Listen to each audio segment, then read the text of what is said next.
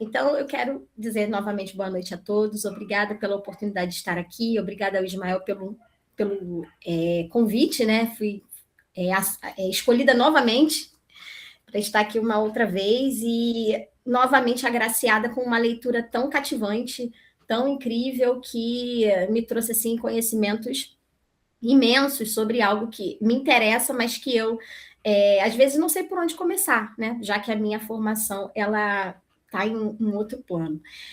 Quero agradecer também a audiência de vocês. Então eu vou compartilhar minha tela aqui. Então, o capítulo que me foi proposto, ele se chama Descobertas Maravilhosas. E como eu bem falei, a grande descoberta para mim foi poder ler esse livro. Para mim, isso foi uma descoberta maravilhosa, eu não tinha conhecimento e fiquei muito surpresa com todos esses achados e como isso aconteceu. A parte surpreendente é de como esses achados vieram até as nossas mãos, até esse livro. Então, eu dividi o capítulo em 3 partes, como a Andrea falou, né, que são a minha visão da importância desse capítulo. Então, para mim, foram 3 pontos principais que me chamaram bastante atenção. O primeiro ponto, ele está relacionado ao detalhamento que o Ken Dark faz das escavações pioneiras iniciadas em 1881 pela superiora do convento, a Madre Marie Giraud, acho que é assim que pronuncia o nome dela, e ele informa, né, que esse foi um dos primeiros projetos arqueológicos do mundo dirigido por mulheres. E isso acaba, posteriormente, como nós vamos ver, tendo algumas implicações não muito positivas. Depois, um outro ponto, que é o que toma mais tempo, né, da apresentação, são as descobertas, e aí eu separei algumas descobertas, na verdade eu coloquei 3 aqui, mas seriam 4, e aí ao longo da apresentação eu vou falar dessa 4ª descoberta. A primeira delas é uma estrutura que é chamada de Grande Caverna, que foi utilizada como igreja e contém túmulos romanos e bacias de drenagem. A segunda é a estrutura 1, que também é conhecida como a Casa, que foi descoberta em 1898, e lá eles encontraram, né, as freiras encontraram um cômodo, uma sala escavada na rocha, que elas deram o nome de Chambre Obscure, e parecia ser parte de uma casa do século I. E, por fim, existe aí a igreja de superfície, que foi encontrada, né, as estruturas dessa igreja, dessa grande basílica, datada do período bizantino, seria isso, foi encontrada a partir de escavações no jardim do convento. É uma igreja monumental, com 3 absides, decorada com mosaicos, mármore importado, e diversos ornamentos que demonstram ali a sua grande importância, a sua monumentalidade. E o último ponto que eu destaquei foi justamente as críticas da comunidade acadêmica ao trabalho que essas freiras realizaram ao longo dessas décadas, porque foi um trabalho que se iniciou no século XIX, em 1881, e ele durou até as críticas severas de um arqueólogo, que era inclusive um padre franciscano, que trabalhava na região, né, trabalhava essa região, pesquisava essa região ali pela década de 30. Então, começando ali sobre as escavações pioneiras. Tudo começou, né, segundo o Ken Dark, na véspera de Natal, quando as freiras elas adquiriram o convento e começaram uma reforma na cisterna do convento. E o que elas encontraram ali? Encontraram uma coluna de granito de aproximadamente 3 metros de comprimento, e esse seria, então, para elas, um indício de que ali poderia ter existido, então, uma estrutura monumental da antiguidade. E dali a Madre Superiora, a Marie Giraud, ela começou, então, a se ocupar do que seria, do que haveria ali nessa parte do subsolo do convento. Iniciou, assim, as escavações, então ela liderou as freiras, e as freiras iniciaram esse trabalho. Eles possuíam ali, segundo o Dark, né, trabalhadores que auxiliavam, mas eram elas que iam à frente realizando essas escavações. E o Ken Dark fala que esse foi um dos primeiros projetos arqueológicos do mundo dirigido por mulheres, dirigido por freiras. Essa foi, para mim, a grande surpresa que eu mal conhecia. A motivação que a Madre Giraud teve inicialmente, além, né, de encontrar essa grande coluna de granito, foi o que se falava, né, a tradição do local informava que existia ali, nessa região de Nazaré, a tumba de um homem justo, e aí, para a tradição, o homem justo, né, seria São José, e também haveria uma grande igreja. Então, a Madre Giraud, ela teve a ideia de iniciar essas escavações justamente para chegar nessas descobertas, tentar encontrar isso que era colocado ali pela tradição local. Aqui ao lado eu coloquei a foto que está no próprio livro, logo no meio do livro, vocês podem encontrar essa a planta do convento, a planta do subsolo do convento, aliás, ela é a figura 0.4, e eu, assim, tentei, mais à frente, eu tentei ditar, né, fazer um prompt para IA, para ela gerar uma imagem mais que desse para entender, mais simplificada. Então, eu vou depois mostrar a imagem que eu consegui gerar no prompt da IA, para ver se a gente consegue compreender melhor o que existe no subsolo desse convento.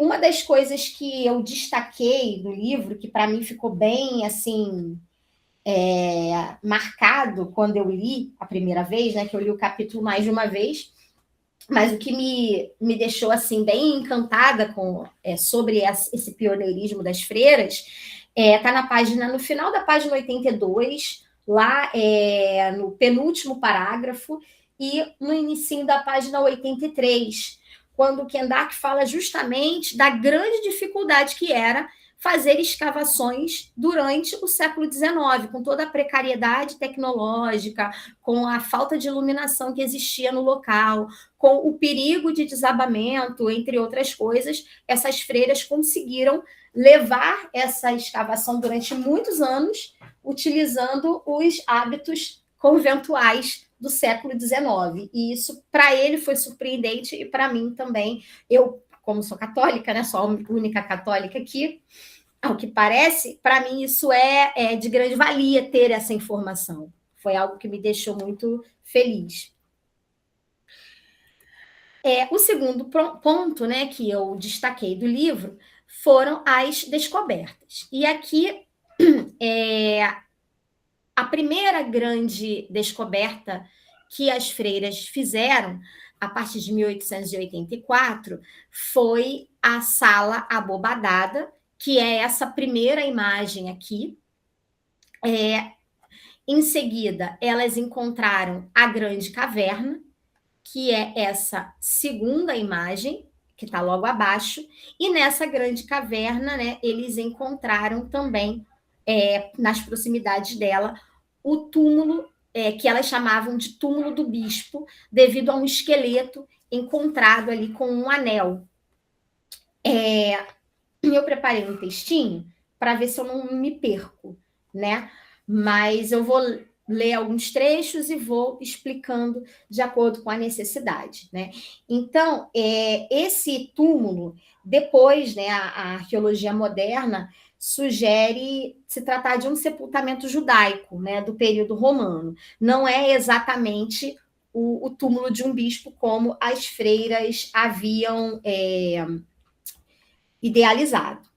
Então, em 1884, essas irmãs descobriram essa sala com teto em arco, 5 metros abaixo da superfície. Essa sala estava totalmente preenchida por depósitos aluviais devido à queda de sedimentos, então elas foram cavando ali. E em meio à argila, elas começaram a encontrar diversos fragmentos de mármore, moedas bizantinas, lamparinas de cerâmica, e tudo isso a Madre Giraud, ela era muito diligente, então ela foi anotando no caderno. Esse progresso de escavação era muito lento, justamente por conta de diversos achados, desses diversos achados, então elas paravam para analisar, limpar, catalogar. E, por fim, foram encontrados diversos fragmentos coloridos, e aí ele cita, né, verdes, azuis, dourados, vermelhos e cor-de-rosa, que os arqueólogos chamam de tesseras e que consistem em fragmentos de vitrais. Então, as freiras entenderam que esses fragmentos indicavam que essa sala que elas encontraram, essa sala abobadada, ela tinha sido, há muito tempo, né, adornada com arte sacra, com vitrais que representavam ali a arte sacra. Ao avançarem mais nas escavações, as irmãs encontraram, então, a grande caverna, e esse espaço ele era cortado na rocha e funcionava, ao que parece, como uma igreja-caverna. Continha bancos escavados e também bacias de drenagem que sugerem um uso da água, talvez o uso ritual da água. Um dos achados que mais impressionou na época, né, foi o túmulo do bispo, como eu falei, que elas deram esse nome, mas a arqueologia, como eu já mencionei, não entende isso como sendo o túmulo de um bispo, mas sim o sepultamento judaico do período romano. Mais para frente, as freiras começaram a escavar a parte norte, e dali elas começaram a encontrar frascos de vidro, fragmentos de vidro, que seriam frascos para perfume, sugerindo, então, a prática da unguentaria. Foram encontrados ali naquelas cisternas e são datados do século I depois de Cristo. Então, esse aqui é um fragmento de um desses frascos, essa imagem, né, que foi encontrada ali pelas freiras. Também está, essa imagem também foi retirada do livro do Arqueologia de Nazaré, e ele está na página... É uma das últimas páginas. Está na página não, perdão. É a figura 6.1 das imagens que estão no meio do livro. Esses frascos, eles foram datados do século I depois de Cristo, e eles representam, então, as primeiras evidências materiais de que o convento realmente está assentado sobre a Nazaré do tempo de Jesus. E comprova, né, que onde hoje está o Jardim do Convento, existia ocupação humana nesse período, no período em que a Sagrada Família ocupava, né, morava em Nazaré. Os próximos achados são a tumba a Igreja da Nutrição, chamada de Igreja da Nutrição, e a tumba de São José, o que seria a tumba de São José, né? A ideia. E isso foi... essas escavações começaram a ser realizadas, motivadas pela sugestão de um estudioso chamado Victor Guérin, que em 1888 ele sugeriu que esse local, né, seria a Igreja da Nutrição, mencionada em um documento do século VII chamado De Loci Sanctis. Esse documento foi escrito em latim por um abade do mosteiro de Iona por volta de 698. E ele descreve locais de peregrinação, locais considerados santos lá no Oriente Médio. E a partir desse documento, o Victor Guerin, então, decidiu, né, sugerir que ali estaria a Igreja da Nutrição. As freiras, então, né, a Madre Giraud, super à frente, né, foi motivada por essa informação, e ali em 1898 elas começam a escavar o lado sul e descobrem a Chambre Obscure, que através de uma abertura dessa câmara, a Chambre Obscure é essa aqui, essa primeira imagem, que está mais próxima do texto, ali através de uma abertura, elas conseguem identificar o que seria a estrutura ou as ruínas de uma casa, de uma residência, talvez. Essa câmara, né, que é chamada de chambre obscure, ela era um cômodo escavado na rocha, também considerado parte dessa casa que foi encontrada depois. E próximo a essa estrutura existia um túmulo. A casa é a que está abaixo da câmara. É a imagem menorzinha, seria ali a imagem das ruínas da casa. E logo ao lado da câmara, né, da imagem da câmara, seria o túmulo. Foi encontrado esse túmulo, que caracteriza uma tumba judaica típica do período romano e possui uma pedra de fechamento em formato de disco, que é conhecida como pedra de rolamento. A tradição local, né, e o fervor das próprias irmãs identificaram esse local como a tumba de São José, como eu havia mencionado, que seria o homem justo descrito pela tradição. A arqueologia confirma que é uma tumba do século I, mas não tem como precisar se era ou não realmente a tumba de São José. E mais à frente existe uma capela, que é uma capela do período das Cruzadas.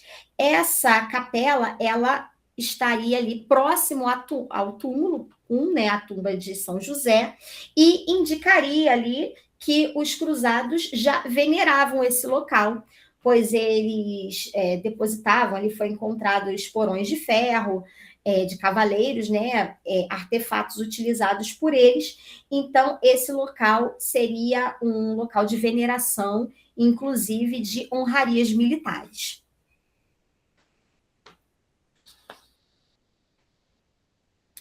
Por fim, nós temos a Basílica Bizantina, que foi encontrada, as estruturas dela foram encontradas na superfície, no jardim do convento.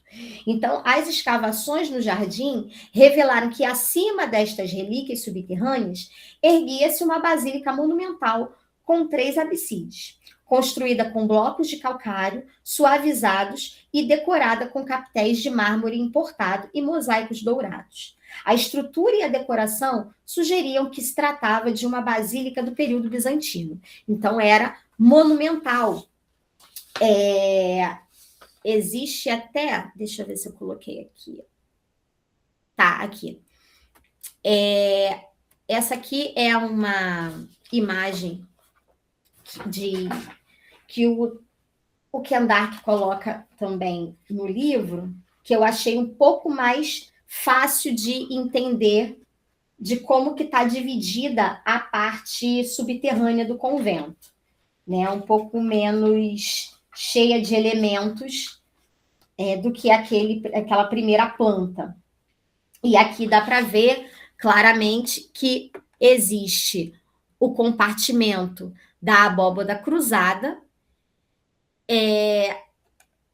Depois há uma divisão nas escavações. Na região norte existe todo o complexo da Grande Caverna, e na região sul, em azulzinho, né, o complexo da Grande Caverna está em roxo, né, lilás. E abaixo, em azulzinho, na área sul, está ali o complexo da casa, da estrutura 1, que tem o túmulo, que seria o túmulo de São José, a câmara e também a Capela dos Cruzados. E aqui eu faço ali tento desmembrar um pouco mais para a gente poder entender como que se dá, então, essas descobertas. Existe a Igreja da Nutrição e o complexo subterrâneo. Então, na superfície, que seria ali no Jardim do Convento, existia a Basílica Monumental, de 28 metros de largura por 35 metros de comprimento. Ela foi construída em fins do século V, início do século VI, e, como eu já falei, ela era bem decorada, possuía as 3 absides, coluna de granito, capitéis de mármore, mosaicos, enfim. Existe o eixo de conexão, que seria por onde as pessoas passavam para então descer para esse complexo subterrâneo.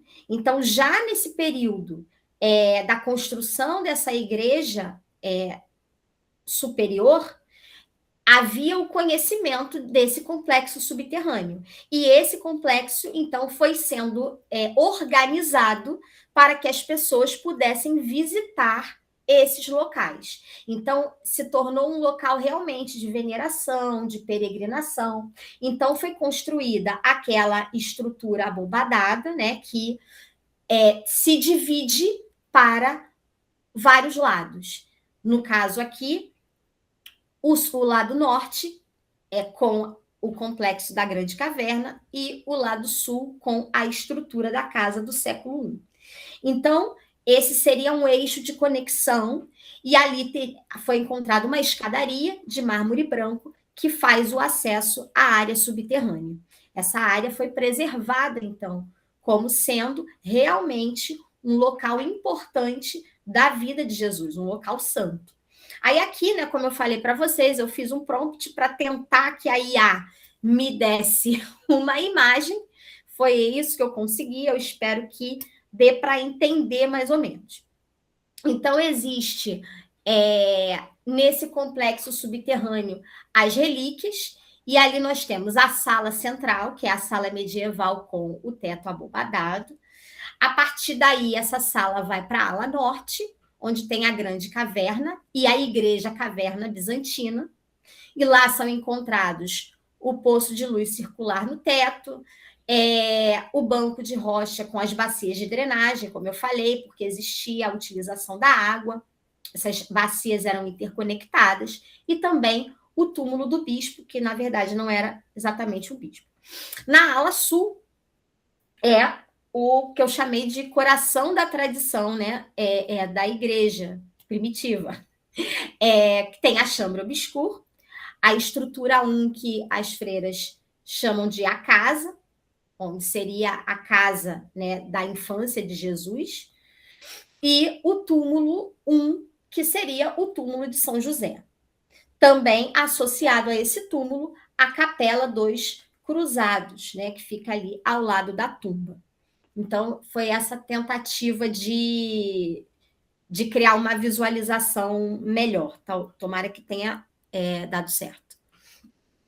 E aqui também eu tentei, né, fazer um prompt para conseguir uma visualização maior das duas alas. Da ala norte, que é a primeira imagem, onde tem ali a caverna, né, a igreja caverna, no caso, com os depósitos, as cisternas, né, os depósitos de água, e ao lado a parte onde tem a casa do século I e a capela medieval.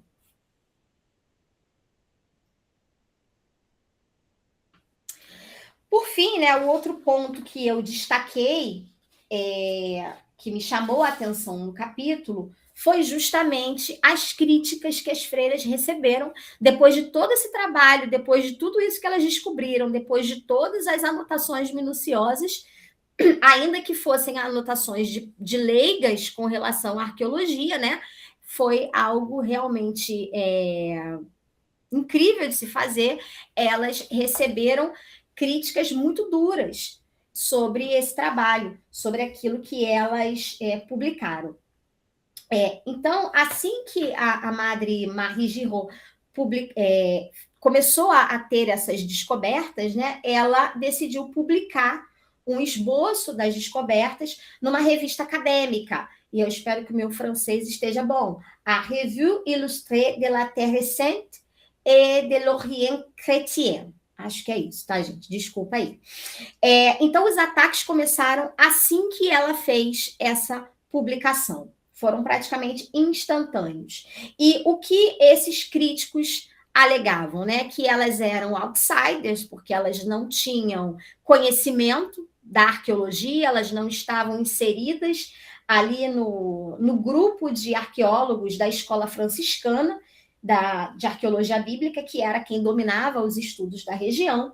Existia, obviamente, um preconceito de gênero, por elas serem mulheres dirigindo um projeto, algo que era impensado para a época, provavelmente, né? E também por serem freiras, que é mais impensado ainda, e mais impensável ainda. Havia, com certeza, né, segundo o Dark, um conflito de autoridade, porque grandes arqueólogos de renome da região, que estudavam essa região há muito tempo, não haviam conseguido encontrar tamanhos tesouros, e simples freiras conseguiram chegar em algo de valor inestimável. Então, com certeza, havia ali uma questão de ego, né? Mas o grande impacto que elas sofreram foi com as críticas do Bellarmino Bagatti, que era um padre franciscano de renome, arqueólogo de renome da região, e ele, na década de 30, fez críticas severas aos achados das irmãs. E ele dizia que essas estruturas que elas encontravam não representavam nada de religioso, eram apenas túmulos simples, que ele omitiu também, né, nos trabalhos dele, ele acabou omitindo algumas evidências sobre achados portáteis, né, moedas, as próprias tésseras, enfim, coisas, os vidros, os frascos, né, de perfume, ele omitiu do trabalho dele esses objetos, o que fazia realmente com que os achados arqueológicos fixos pudessem ser entendidos como algo não ritual, algo não religioso. E, por fim, ele alegava que o plano que as freiras tinham traçado do porão do convento possuía inconsistências técnicas. Só que o próprio plano que ele traçou também era muito impreciso. Só que aí vem, né, a questão do preconceito, porque ele era um arqueólogo já conhecido, já respeitado. Então, esse plano dele, ainda que impreciso, foi considerado correto pela academia, enquanto que o das freiras foi soterrado. E o que aconteceu foi o que o próprio Ken Dark chama de tragédia arqueológica, porque isso silenciou o trabalho das freiras, silenciou esse sítio de Nazaré até as próprias pesquisas dele, já mais recentemente. Um outro ponto também é que depois dessas críticas, né, houve uma desqualificação intelectual do trabalho das freiras e elas foram rotuladas de incorrerem em uma fantasia devota, de que elas eram muito crentes e estavam desconsiderando a ciência, o que realmente estava acontecendo.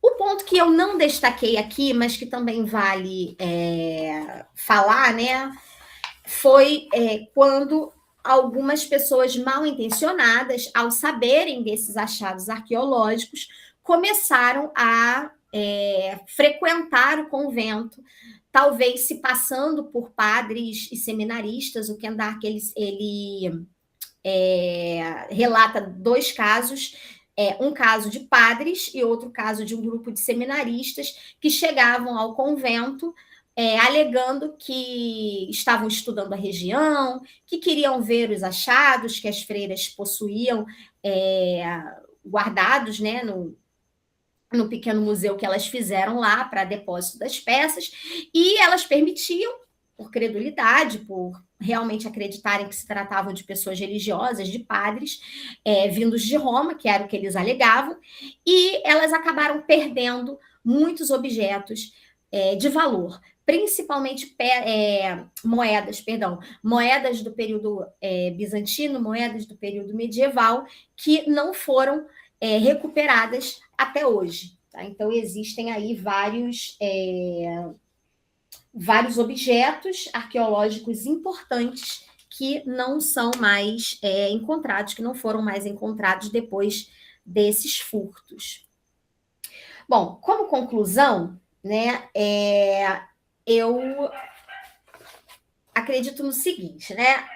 Atualmente, a ciência moderna, ao reavaliar os registros meticulosos das Irmãs de Nazaré, conclui que elas estavam corretas em sua intuição fundamental. Este local preserva uma sequência única de veneração que remonta aos primeiros séculos.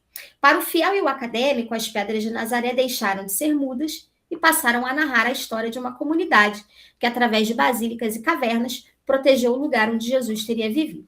Contudo, essa atribuição também pode ser uma invenção completa. Nós não sabemos exatamente se ali foi o local onde Jesus viveu, se aquela casa ali foi ocupada realmente pela família de Nazaré.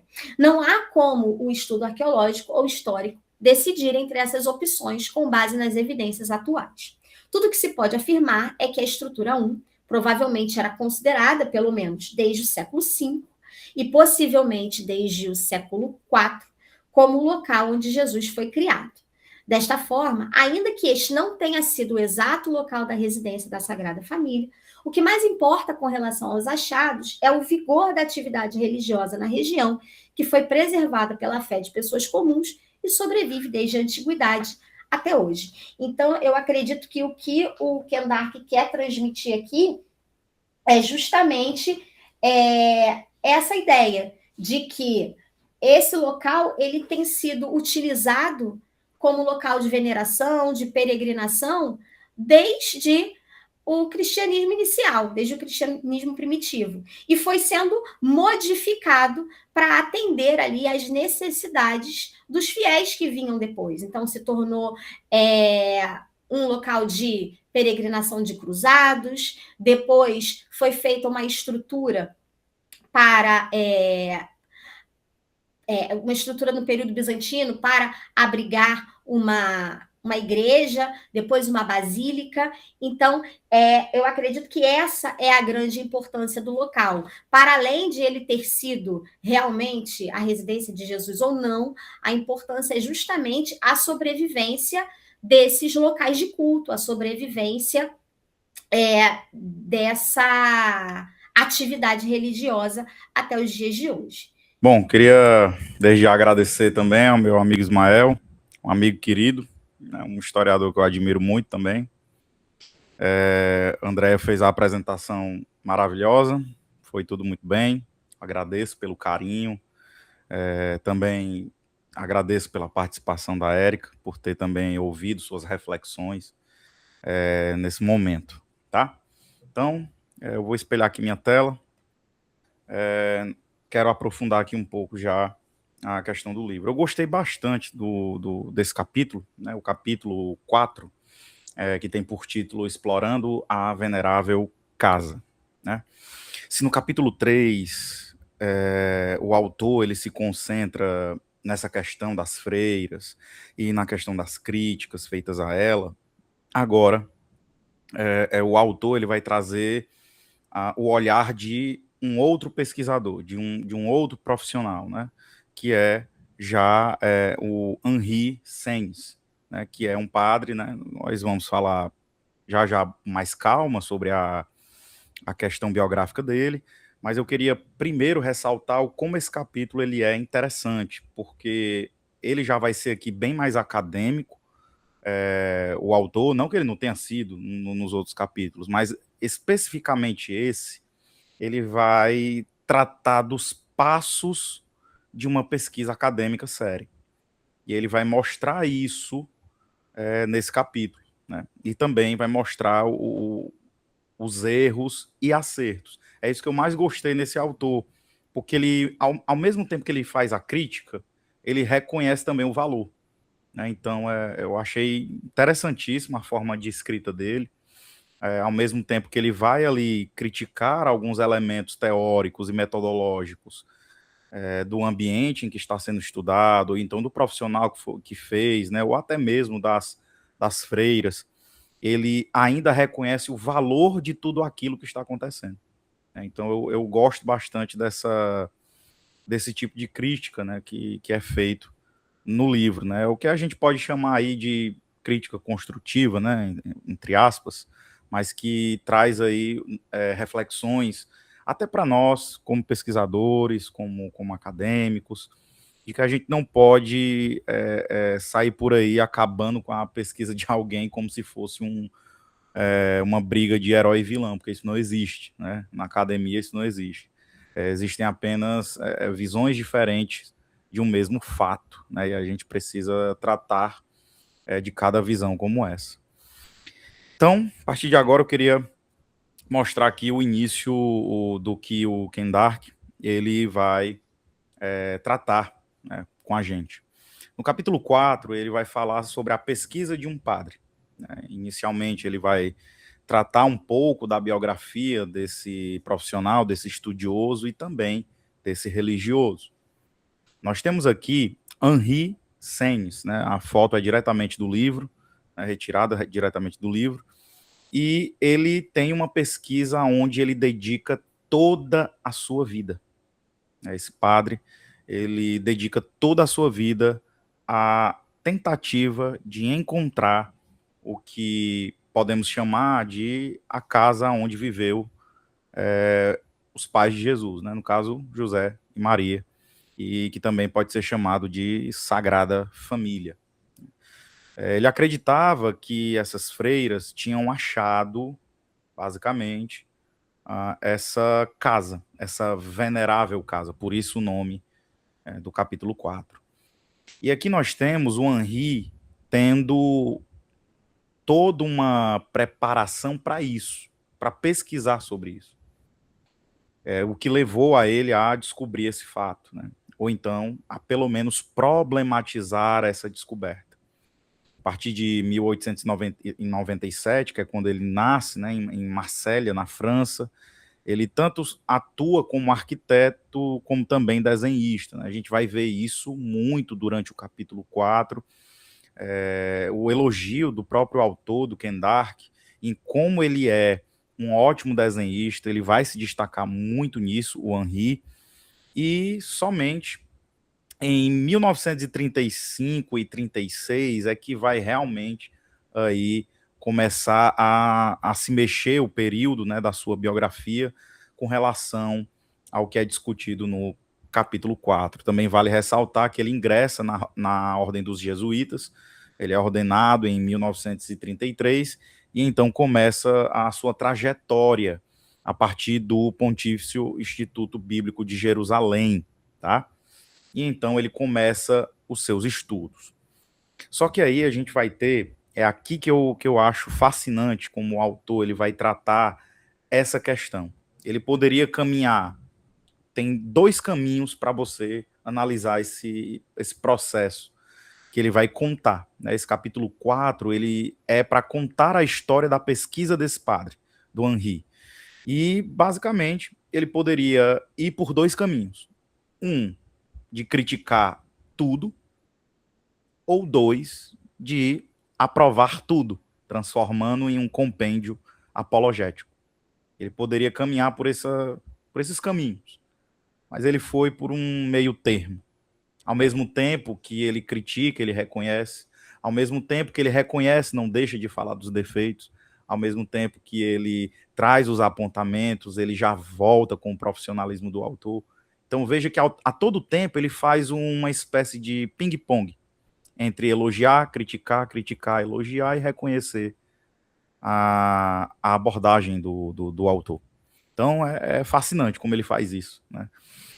Entre um parágrafo e outro, você fica duvidoso se ele está criticando ou elogiando, né? Mas, na verdade, ele está fazendo as duas coisas, né? É maravilhoso como ele trabalha isso. Então, avançando aqui um pouco, né? Se a gente pudesse fazer um mapa de tudo o que o Henri ele fez, resumidamente seria isso, né? Ele passa aí, né? Toda a sua pesquisa passa por 3 fases. A pesquisa da sua vida é encontrar essa casa, é encontrar vestígios que comprovem que lá viveu a Sagrada Família. Então ele quer comprovar isso.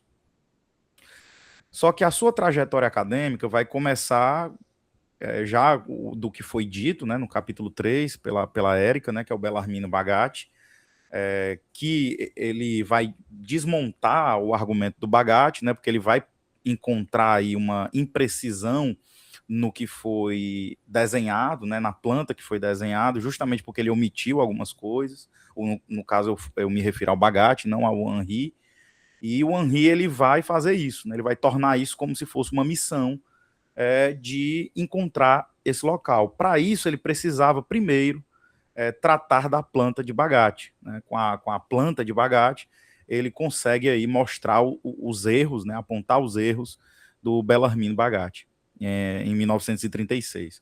Só então é que ele passa para essa missão, né, a missão de Seynes, né, que seria não só perceber os erros geométricos, né, do Bagatti, mas também comprovar ali a questão da Sagrada Família.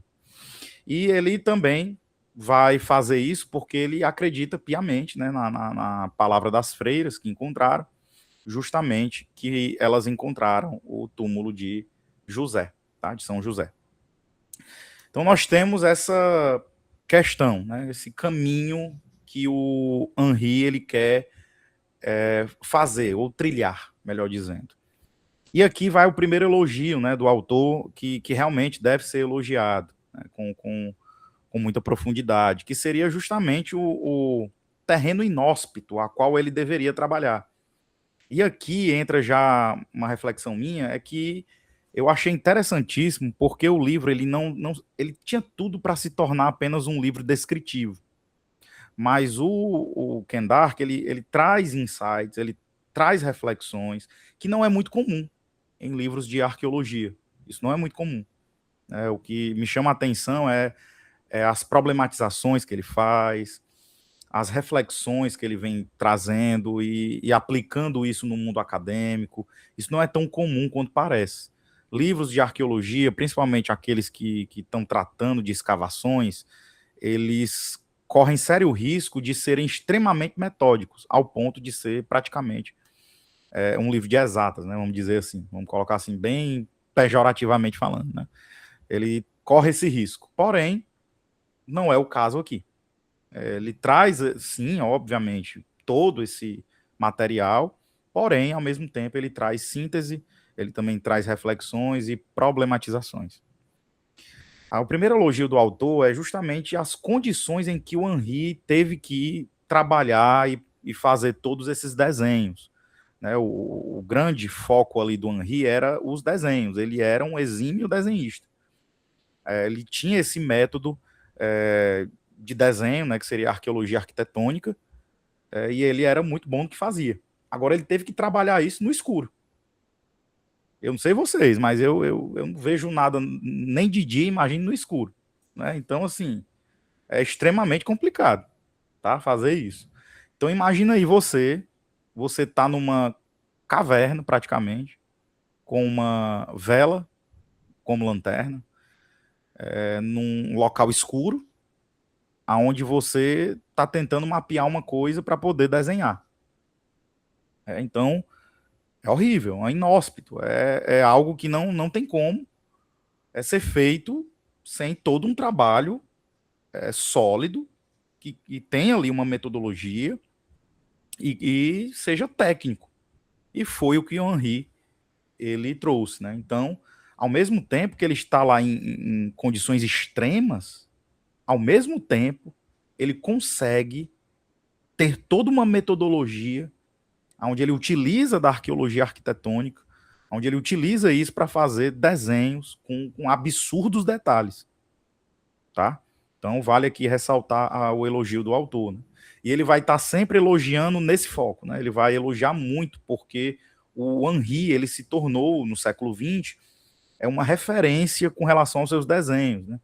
Ele foi um exímio desenhista arqueológico, né? Focado aí nas questões da arquitetura, e ele vai se tornar referência aí para o mundo acadêmico em relação a isso. Porém, ele também critica, como eu disse, né? Ele faz esse ping-pong. Ao mesmo tempo que ele faz esse elogio, ele também fala dos perigos do que o Henri fez, tá?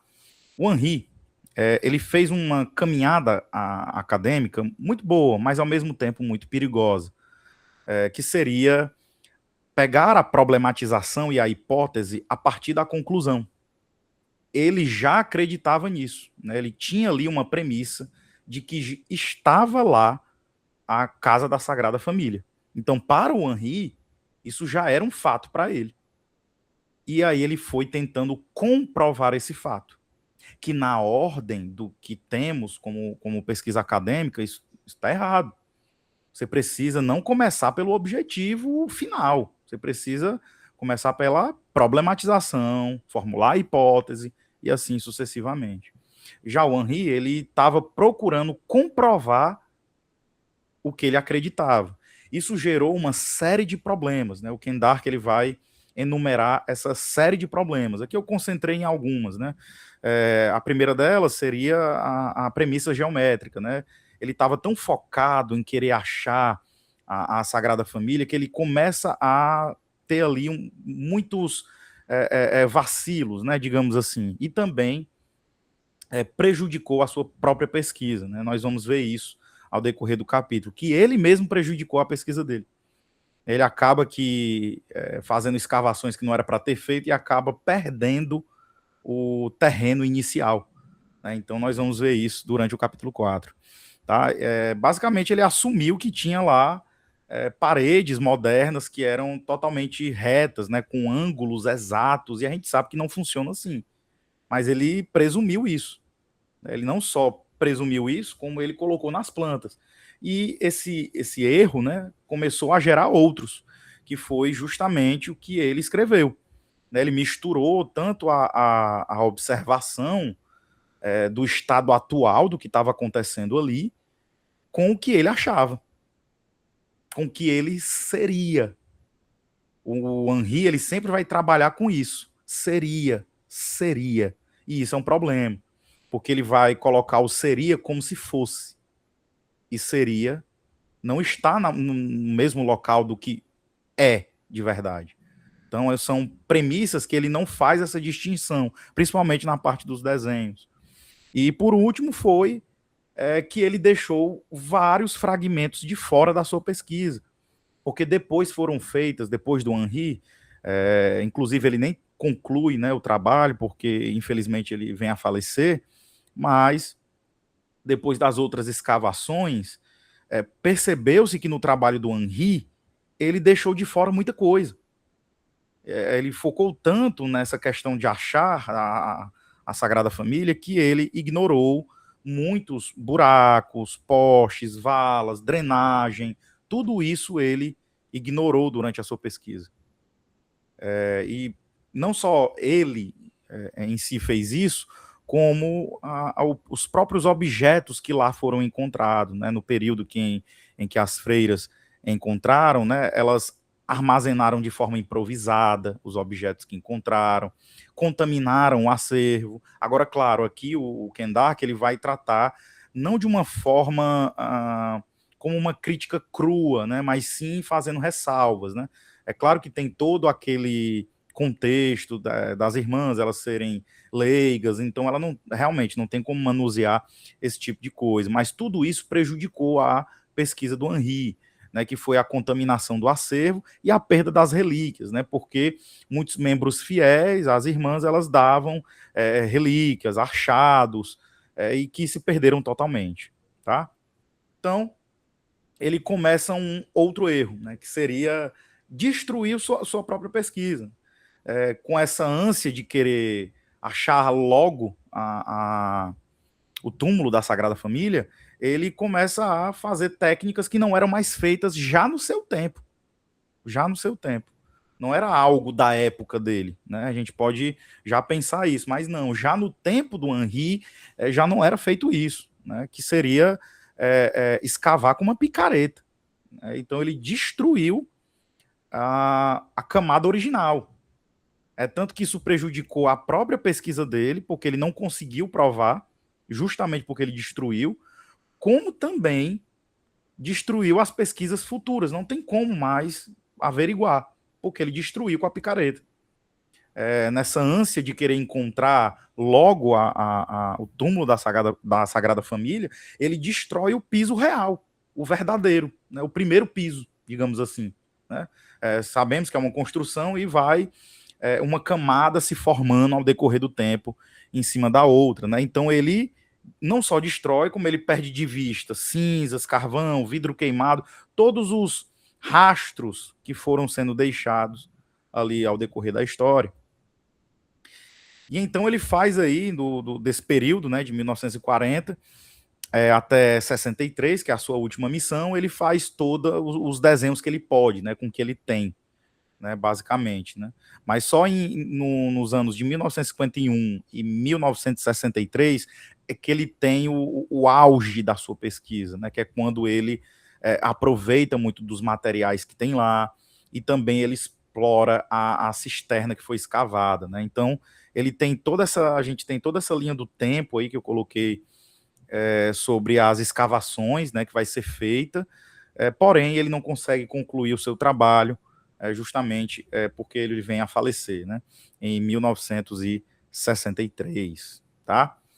Então o que é que ele vai descobrir de fato? Né? Então a gente vai ter aqui um depósito aluvial, né, que são duas camadas distintas de argila transportada pela água, e ela se formou, infelizmente foi desabando lentamente, e isso é o teto da caverna, tá? Essa foto que você está vendo é o teto da caverna, né? Tem algo interessante, né, aqui que o autor ele vai trazer, que é justamente um mistério, né? Não se sabe como isso foi feito, que seria uma pequena saliência, né, que tem aí na foto, não sei se vai dar para vocês verem, mas tem uma pequena saliência aí que é inexplicável, né? Não se sabe como foi feito e nem para quê. Né? Claro que a gente imagina que seja para encontrar o maior número possível de comprovações, né? Porém, foi impossível justamente porque foi uma falha aí metodológica do próprio Henri. E a síntese do padre, né, do Henri, é basicamente essa. Nós temos aí as camadas, né? Lembra que eu disse que a gente ia abordar? Basicamente aqui. Nós temos aí as camadas do que seria, na visão do Henri, lembrando aqui que ele destruiu a camada original, então não tem como, né? O Ken Dark, ele até trabalha isso durante o capítulo, que todo o trabalho do Henri, ele ainda que, né, ele faz esse porém, né? Ainda que o Henri ele foi um exímio desenhista, ele foi um exemplo como profissional. O Ken Dark ele faz essa questão de elogiar o trabalho do Henri, realmente foi um trabalho minucioso, foi um trabalho de referência, foi utilizado inclusive como pesquisa pelos próprios acadêmicos no futuro, né? Mas, ao mesmo tempo, ele dificultou o trabalho dele próprio e os do futuro também, porque até hoje os trabalhos do Henri, o Ken Dark menciona isso, é difícil ver o que é premissa, que é o que ele queria que existisse, e o que é realmente, de fato, ali, um desenho arqueológico com método. Então, as fases, você tem a fase mais antiga, que provavelmente aí é do período helenístico, isso de acordo com a visão do Henri, e a fase 2 é justamente a implementação das cisternas, da catacumba, até que na fase 3 são as modificações que nós temos em relação à construção da casa, nessa casa venerada. E após a fase 4 e 5 é que nós temos aí uma antiguidade tardia, aonde vai finalizar no período das cruzadas. Tá? Essas são as camadas e fases que temos na visão do trabalho do Henri. Então ele faz aí uma reconstrução, infelizmente, mítica, né? O Ken Dark ele vai trazer essa outra crítica, né? Você vê que ele sempre faz isso, né? Ele elogia, critica, critica, elogia.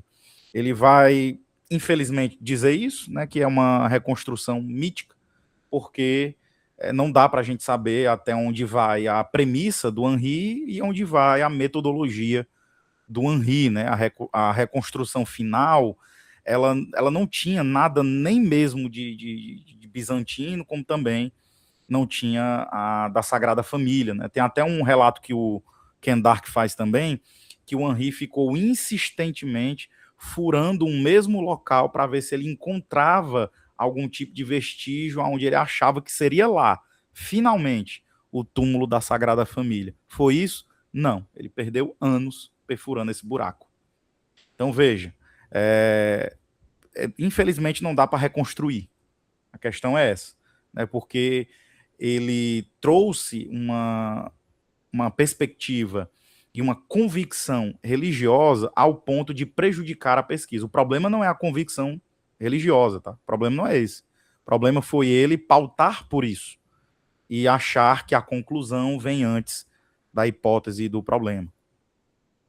Bom, o debate acadêmico em torno disso, ele vai começar, como bem a Érica mostra, né, que é com o Bellarmino Bagatti, né, onde ele vai problematizar de forma exagerada as freiras, no caso. Depois vem o Henri destruindo, né, a questão da planta do Bagatti, porém, vem as tentativas depois, nos anos 70, para poder exemplificar isso melhor, e tem a defesa teológica, né? Porque depois transformam esse monumento arqueológico em uma defesa teológica, né? O Ken Dark ele vai mostrar que, como não temos como comprovar porque o Henri destruiu, esse local se tornou basicamente um local de conversas teológicas, né? Os trabalhos que foram escritos em volta desse local foi meramente discussões teológicas entre as igrejas, né? Ele até cita algumas polêmicas internas, né? Algumas brigas internas dentro da igreja e alguns debates internos. Até que, novamente, infelizmente, né, volta de novo essa visão mais cética, né, digamos assim, onde encerra-se o debate teológico e foca mais nessa parte metodológica, que sabemos que também não seria um caminho exato, né? Nós precisamos também, como bem a Érica frisou, reconsiderar aí a tradição local, né? A tradição oral, que também é uma fonte histórica. Então, finalizando, ele traz aqui um paradoxo, né? Paradoxo do arquiteto, e eu gostaria de ler aqui para vocês. A história de Henri é a de uma mente dividida, né? Movido por uma busca profundamente religiosa, ele cometeu erros de escavação desastrosos, destruiu evidências e também propôs uma tese arquitetônica impossível para provar a existência da Casa da Sagrada Família. Então nós temos aí, finalizando aqui, as críticas que o autor vai trazer, o Ken Dark, é justamente isso. Esse capítulo ele serve para explicar como não podemos partir do final ou das nossas próprias convicções. É tentador, mas não podemos partir das nossas próprias convicções a todo custo. Devemos sim ter nossas convicções, né? Que fique claro isso. Inclusive, isso é muito ressaltado na teoria da história, né? Todo historiador ele tem o seu viés, ele tem ali o que a gente pode chamar aí, citando ou parafraseando o Lucien Febvre, que é o tempero do historiador, né? Porém, nós não podemos partir apenas disso, né? Dessa convicção, que foi o que o Henri fez, né? Ele transformou sua convicção em uma premissa religiosa que, consequentemente, gerou esse desastre na escavação, que foi a destruição da primeira camada, né? Que a gente nunca vai poder ter acesso. Então, ele traz esse capítulo para isso, né? Para fazer uma crítica ao método de pesquisa. Não por conta do Henri em si, né? Porque ele elogia muito o Henri, mas sim o que ele fez, né? Ele vai pegar a atitude do Henri e transformar isso como se fosse num aviso, né? Ó, não faça isso, basicamente. Então, é isso. Finalizo por aqui.